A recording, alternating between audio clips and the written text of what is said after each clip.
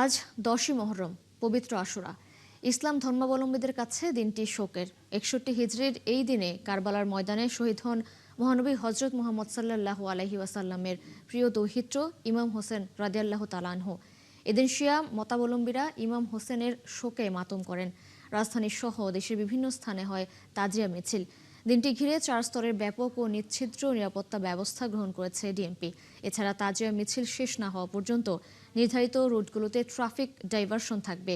তীব্র যানজট এড়াতে ও সম্মানিত মিছিলে অংশগ্রহণকারীদের যাতায়াত নির্বিঘ্ন করতে ঢাকা মহানগরীর চালক ও সাধারণ জনগণকে বিকল্প রাস্তা ব্যবহার করার জন্য যানবাহন চালকদের প্রতি অনুরোধ জানানো হয়েছে। এদিকে দিনটি উপলক্ষে রাষ্ট্রপতি মোহাম্মদ শাহাবুদ্দিন ও প্রধানমন্ত্রী তারেক রহমান আলাদা বাণী দিয়েছেন। বাণীতে আশুরার মহান শিক্ষা ধারণ করে শান্তিপূর্ণ, মানবিক, ন্যায়ভিত্তিক ও সমৃদ্ধ বাংলাদেশ গঠনে সবার প্রতি আহ্বান জানিয়েছেন রাষ্ট্রপতি ও প্রধানমন্ত্রী।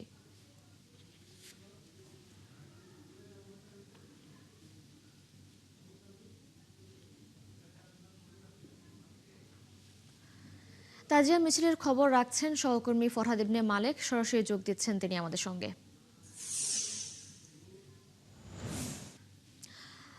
ফরহাদ, তাজিয়া মিছিল কি শুরু হয়েছে কিনা, আর যদি শুরু হয়ে থাকে মিছিলটি এখন কোথায় অবস্থান করছে সে সম্পর্কে জানাবেন।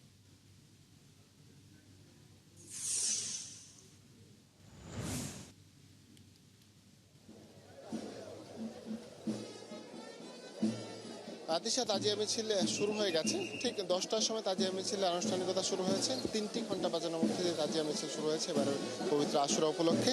পশ্চিম তালান থেকে তাজিয়া মিছিলটি বেরিয়েছে। এই মিছিল বেরিয়ে মিছিলটি প্রদক্ষিণ করবে, এখান থেকে বেরিয়ে যাবে, বেরিয়ে পুরান ঢাকা রাস্তা হয়ে আজিমপুর দিয়ে নীলক্ষেত, সায়েন্স ল্যাব হয়ে ধানমন্ডিতে গিয়ে এটা পৌঁছবে, ধানমন্ডির 2 গিয়ে পৌঁছবে।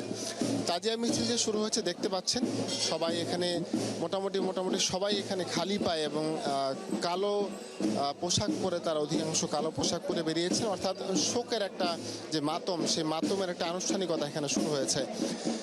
হিজরি 61 সনে ইমাম হোসেন রাদিয়াল্লাহু আনহু এবং তার পরিবার যে কারবালার ময়দানে যে যুদ্ধে জড়িয়ে সে যুদ্ধে শহীদ হন, সেই যুদ্ধে শহীদ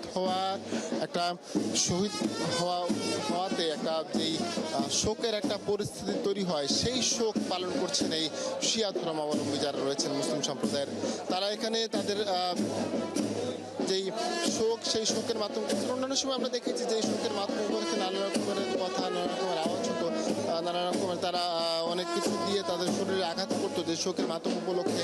তো এবার একটু ভিন্ন পরিবেশে এই শোকের মাধ্যম শুরু হয়েছে এবং তারা কিন্তু লম্বা সময় যাবৎ শোকের মাধ্যম করে আজ সকাল এখান থেকে বেরিয়েছেন।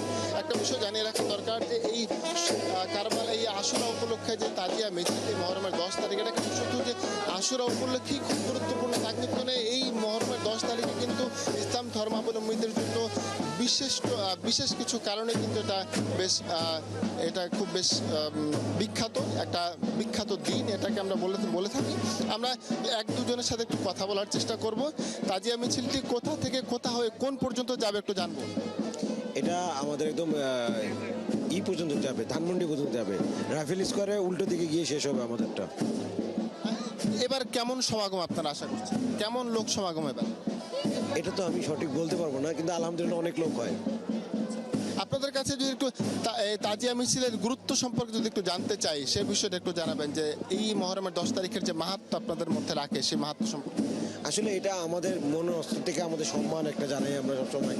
এটা আমাদের কারবালা নিয়ে যে এইটা হয়েছিল ওইটার উপরে বেসিক করে এটা তৈরি হচ্ছে, তাই আমাদের সম্মান সবসময় আগের থেকে বেশি ছিল, এখনও থাকবে ইনশাল্লাহ। এবারের তাজিয়া মিছিলে কোনো পরিবর্তন আছে কিনা? না, সবসময় এটা অনেক আগের থেকে চলছে, এরকমই চলবে ইনশাল্লাহ। ধন্যবাদ। তিশা, তাজিয়া মিছিল যে শুরু হয়েছে, এই মিছিলটি কিন্তু একটা লম্বা সময় যাবৎ প্রদক্ষিণ করবে ঢাকা শহরের এই পুরান ঢাকার বিভিন্ন রাস্তা। আরেকটা বিষয় জানিয়ে রাখি যে তাজিয়া মিছিল পশ্চিম তালান থেকে সবচেয়ে বড় মিছিলটি বের হয়। এছাড়াও কিন্তু পুরো ঢাকাতে মোট 63টি তাজিয়া মিছিল বেরোচ্ছে এবং এই 63টি তাজিয়া মিছিলের মধ্যে উল্লেখযোগ্য দুইটার কথা যদি বলি, মোহাম্মদপুরে তাজিয়া মিছিল রয়েছে এছাড়া তাজিয়া মিছিল রয়েছে কিন্তু মিরপুরেও। তাজিয়া মিছিলগুলো বের হয়েছে এবং তাজিয়া মিছিলগুলোর জন্য যে পুলিশি নিরাপত্তা, সেই নিরাপত্তার কিন্তু যথেষ্ট নিরাপত্তা ব্যবস্থা দিয়ে রেখেছেন। বিশেষ টিম রয়েছেন, সোয়াত রয়েছেন, র্যাব রয়েছেন, বিভিন্ন আইন শৃঙ্খলা রক্ষাকারী বাহিনী যারা তারা রয়েছেন। তো ফরহাদ, তাজিয়া মিছিল- ধন্যবাদ আপনাকে যুক্ত হবার জন্য। আপনি সঙ্গেই থাকবেন। দর্শক, তাজিয়া মিছিল চলছে, আপনারা যেমনটি দেখছিলেন, সেই খবর নিয়ে যুক্ত ছিলেন আমাদের সহকর্মী ফরহাদ ইবনে মালিক।